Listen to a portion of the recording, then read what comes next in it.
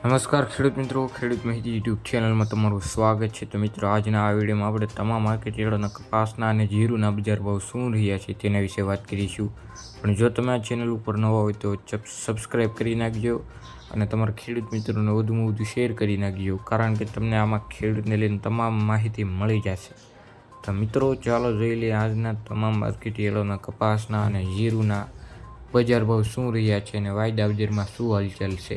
ચાલો જાણી લઈએ।